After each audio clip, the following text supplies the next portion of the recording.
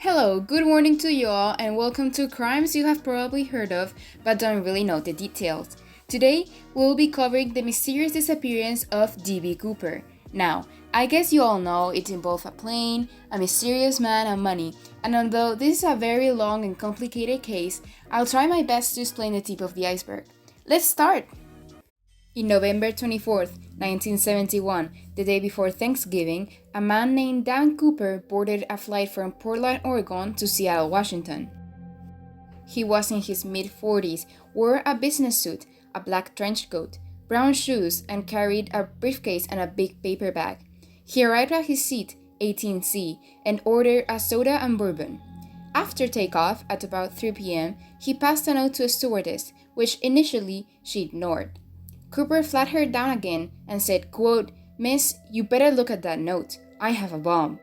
He then asked her to sit next to him and opened his briefcase, which contained red-colored sticks surrounded by an array of wires. Cooper demanded the note to be taken to the captain. It read, "I want $200,000 by 5 p.m. in cash, put in a knapsack, 2 back parachutes, and 2 front parachutes. When we land, I want a fuel truck ready to refuel.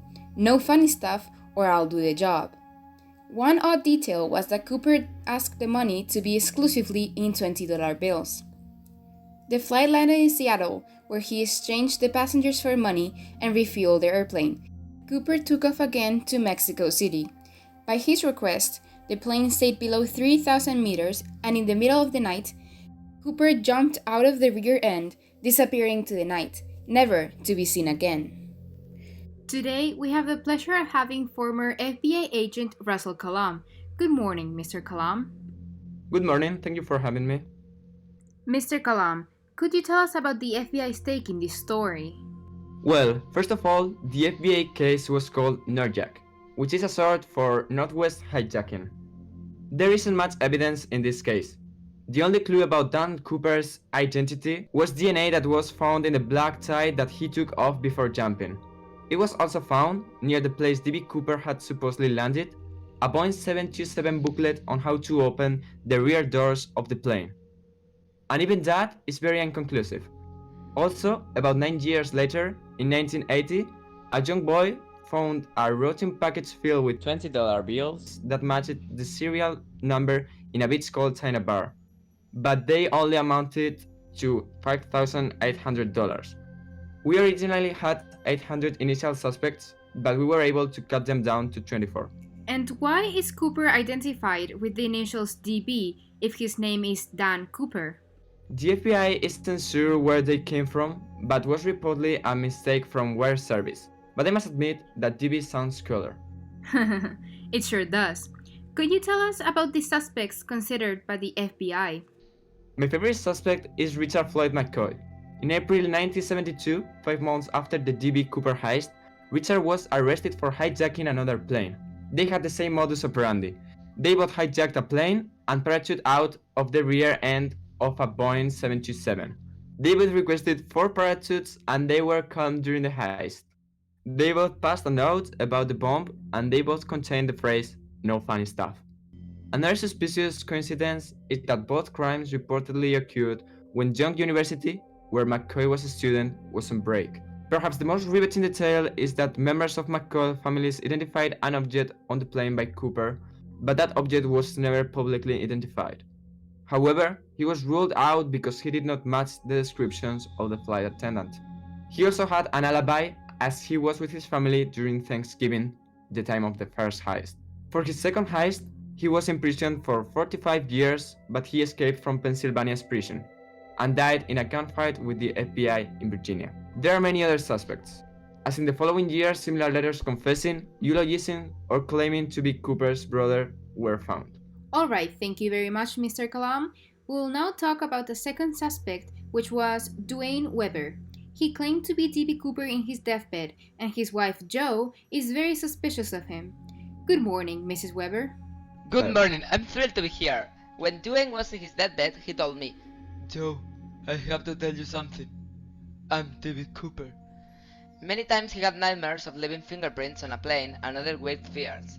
He also had a knee ailment from jumping out of a plane, and strangely his handwriting was found in the margins of a book about D.B. Cooper. What I found most confusing was that he also had a Northwest airplane ticket without any reason. On top of that, he also fit the description. Oh, and I remember he once took me to a beautiful beach called Tina Bar for a lovely couple vacation, if you know what I'm saying. But he was nervous the whole time and disappeared a couple of hours in the middle of the night. He thought I wouldn't notice, but after birthing 4 children, one must take 3 breaks during the night. It was later revealed that some of the money was found there, but he never had that kind of money. Sadly, we will never be able to find out. Wait a minute! Now that I think about it, one day he found a $200,000 check on the side of the street in 1971, but he never told me anything about a plane. Alright, Mrs. Weber, thank you for being here. Now, let's move on to our third and final suspect, Kenneth Christensen. He is accused by his brother, who saw an episode of Unsolved Mysteries and became convinced that his brother was D.B. Cooper. Let's talk to him and see what he has to say. My suspicions spiked when he was only on his deathbed and said, quote, "There is something you should know but I cannot tell you." End quote. Kenneth was a head flight attendant in the Northwest, the same airline that Cooper hijacked, and I think it was an inside job. Suspicious. Kenneth also loves bourbon, and he bought a house right after the crime. One of the flight attendants said that he was the closest to the description, but she couldn't be 100% sure. However, the FBI ruled Kenneth out because he was a paratrooper in World War II, and the FBI was convinced that Cooper was an unskilled jumper. I guess we'll never know. Thank you so much for your intake, Mr. Christensen. We have 2 more theories left in this podcast. The first theory is brought to us by former FBI agent Larry Carr. He took over the case in 2007, and he thinks that Cooper did not survive the fall. Yes, and it's based on the fact that Cooper jumped carrying 2 of the parachutes. Only one worked, as the other one was for training and was soon shot. The functional one was a military chute which was not steerable. The jump was in the pitch black night with a rain on a 320 km per hour wind, with no visibility and a cloud cover. Moreover, he was wearing his loafers and raincoat, which are not quite suitable for jumping. The only missing piece of this puzzle is that neither his body nor his chute were never found. That is quite interesting, Mr. Carr. One more question. What is D.B. Cooper being charged for? He was initially charged for air piracy, but that has a 5-year statute of limitations. He was then charged with violation of the Hobbs Act, which has no statute of limitations and includes victimless crimes. The FBI's case file currently measures 12 meters long, and although it was officially closed in 2016, we are still open to hearing new theories. Thank you so much, Mr. Carr. Our last theory is presented to us by Citizen Sleuth, an amateur scientist organization. Please welcome our last speaker, lead researcher Tom Kay. Good morning. Good morning, thank you for having me. Our most important discovery are particles of rare earth elements such as cerium, strontium, sulfide, and titanium in Cooper's dye, which are used in very specific fields.